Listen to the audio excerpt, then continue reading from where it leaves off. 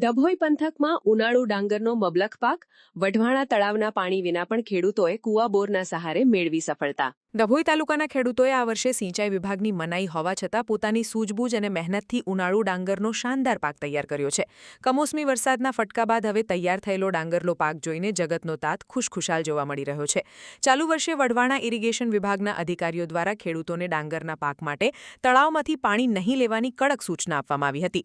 વઢવાણા તળાવ હંમેશા ખેડૂતો માટે આશીર્વાદરૂપ રહ્યું છે, પરંતુ આ વખતે સિંચાઈના પાણીના અભાવે ખેતી પર જોખમ વર્તાતું હતું.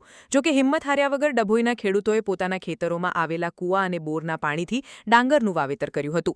સામાન્ય રીતે ચોમાસા દરમિયાન ડાંગરનો પાક લેવામાં આવતો હોય છે, પરંતુ ખેડૂતોના અનુભવ મુજબ ચોમાસાની સરખામણીએ ઉનાળુ ડાંગરનું ઉત્પાદન વધુ જોવા મળ્યું છે. કૂવાના પાણીથી પકવેલી ડાંગરની ગુણવત્તા પણ ઉત્તમ રહી છે. તાલુકામાં મોટા પાયે ડાંગર તૈયાર થતાં કૃષિ બજારોમાં પણ રોનક જોવા મળશે. ખેતીના ખર્ચ સામે આ વર્ષે ડાંગરના ભાવ પણ ખેડૂતો માટે રાહત સમાન છે. ચોમાસુ ડાંગરનો ભાવ અંદાજે પ્રતિ ક્વિન્ટલ 5,800, જ્યારે ઉનાળુ પાકમાં અંદાજે 5,600 સુધીનો ભાવ મળવાની આશા છે. આ સિઝનમાં 2 થી 3 વાર થયેલા કમોસમી વરસાદે શરૂઆતમાં ખેડૂતોની ચિંતા વધારી હતી અને પાકને નુકસાન પહોંચાડ્યું હતું, પરંતુ કુદરતની મહેરબાની અને કૂવા બોરના પાણીના સચોટ ઉપયોગથી ઉનાળુ ડાંગરનો પાક ખૂબ જ સારો થયો છે. વઢવાણા તળાવના અધિકારીઓની સૂચના છતાં પોતાની મહેનતથી પાક લેનાર ખેડૂતો અત્યારે ભારે હરખમાં છે. અગાઉ થયેલા નુકસાનની ભરપાઈ આ ઉનાળુ પાક કરી આપશે તેવી આશા સાથે ડભોઈ પંથકનો ખેડૂત આજે કુદરતનો આભાર માની રહ્યો છે.